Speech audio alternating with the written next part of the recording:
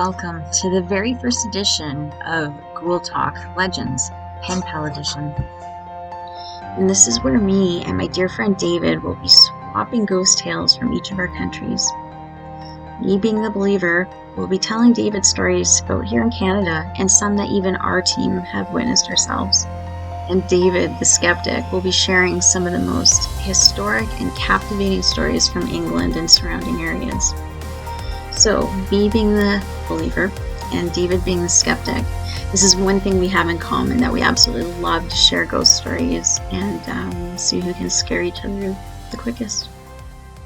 So far, I've found his stories to be very compelling, and the one that I really enjoy is the one he's going to tell now. So, here's the story told by David.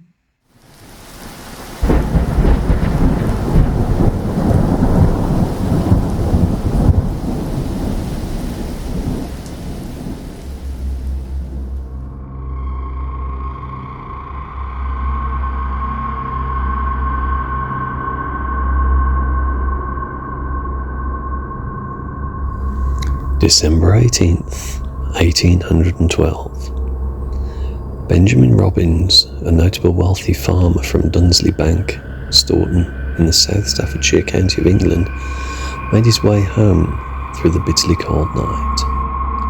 Having increased his fortune earlier that day at the local Stourbridge market from the sale of a score of sheep, his pockets, as well as his money belt, now bulging.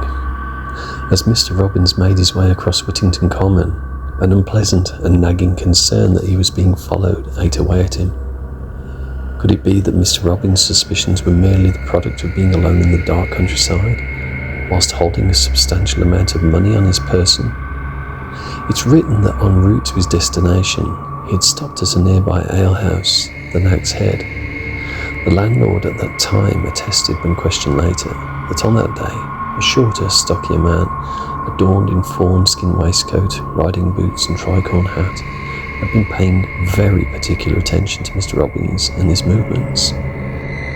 As the tenebrous cloak of that biting December night enshrouded Mr. Robbins, his once unconfirmed fears became a reality. A shadowy figure appeared before him, and a sharp crack broke the lingering stillness. A bloodied and mortally wounded Robbins was relieved of his valuables and left to die on the ground. By some unknown miracle, Benjamin Robbins managed to stagger home, but succumbed to his agonizing injuries on the 28th of December. Such a sensation was caused by the crime that it drew the attention of the Bow Street runners, an initially small team of men in London, often considered to be the first police force in England. Harry Atkins and Sam Taunton were given the task of investigating the murder. Two separate witnesses gave accounts, the first describing a suspicious character lurking near the crime scene prior to the shooting, his clothes, a dark coat and tricorn hat, in his waistband, a pistol. The second recalled seeing Mr. Robbins walking up Fir Tree Lane. Behind him, a pursuer with a fierce expression followed, saying I'd never seen a more evil pair of eyes in my life. The previously noted fawn waistcoat was to prove to be instrumental in establishing a key suspect. It said that a carriage was hired by a man wearing such an item, requesting he be taken to Ombersley. It turned out that this man worked there at the country house of the Marchioness of Downshire. His name was William Howe. Unfortunately, upon arriving, Atkins and Taunton were to be told that Howe had packed his belongings and vacated the premises without any notice the day before. The two Bow Street investigators spoke to an attendant at the Worcester coaching station not far away, who informed them that a man who matched the same description of Howe, but assuming the pseudonym of Mr. Woods, had arranged for 2 boxes to be sent to the Castle and Falcon in Aldergate, London.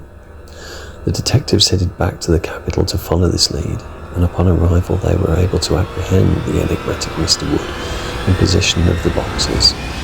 Within one of these parcels they discovered a pistol and gunpowder and 3 bullets, but more damning was the fact that the items were wrapped in a fawn skin waistcoat. Howe was apprehended and taken back to Stourbridge, where the previously interviewed witnesses recognised him as the same man they saw that fateful night. Howe's identity was also confirmed by the footman of the Marchioness of Downshire. At Stourbridge, the magistrates charged Howe with wilful murder, and he was transported to Stafford Jail in irons to be held until his trial. When that day arrived, the jury retired for a mere 7 minutes before coming to their verdict of guilty. The sentence to be carried out within 48 hours. Upon passing the sentence, Mr. Justice Bailey told 32-year-old Howe that on the day, the 18th of this month, you will be taken to the place of execution, there to be hanged by the neck until you are dead, and that after you are dead, you will be cut down and your body be dissected and afterwards anatomized. An immediate application of the body to be hung in chains near the crime scene was put forward by Stourbridge magistrates. This was granted, and a notice posted in Stourbridge town indicating the intention to suspend the body in the same chains that it had been incarcerated in. This practice of what was known as gibbeting was commonplace in the 18th and 19th century and used as a warning and deterrent to others. It is reported that large crowds of many thousands gathered to witness the grotesque spectacle, following like a solemn procession as Howe's corpse was taken to Fir Tree Hill and suspended, thereby giving the area the name Gibbit Lane. Howe's corpse remained swaying in the air for 12 months until decomposition caused it to literally fall to pieces before being interred on the spot. Over the years, the Gibbit Lane legend grew, handed down by generations with frequent sightings of Howe's ghost along that dark pathway. It is said that the spectral tales originate shortly after the execution when 3 young men who had been drinking approached the suspended corpse and threw rocks at it, one of them shouting, "Well, how bist?" To their absolute horror, the skeletal remains turned toward the petrified men, replying, "Cold and clammy."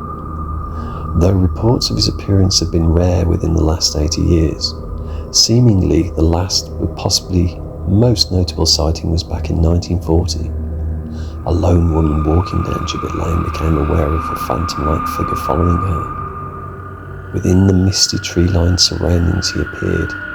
She claimed that his neck was seemingly swaying in an uncanny fashion, as if it were broken and stretched, his feet not touching the ground.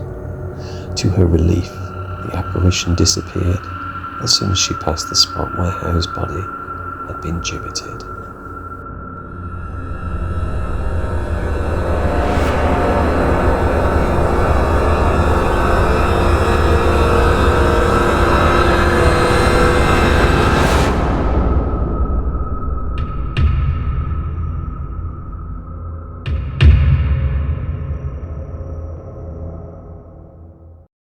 So even though the stories seem to become less frequent over modern days, they still do happen, including one story back in 2018 that seems to be pretty credible and quite compelling. This happened to an individual who was walking down the lane early evening by themselves, and they suddenly felt very uneasy and like something or somebody was watching them. So as they turned around, they saw an apparition of a man hovering above the ground in the nearby tree line. But noting that the neck was very cropped, almost like it was broken, this absolutely made this person panic, and as they turned away and turned back, the figure was instantly gone. Not wanting to stick around to find out what or who this was, the person ran and told authorities. Needless to say, there was no physical person found.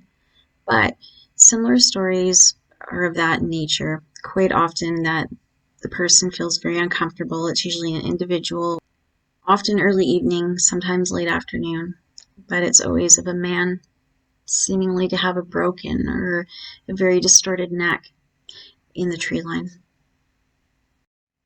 So, would you be brave enough to walk the lane to see if this tale is true?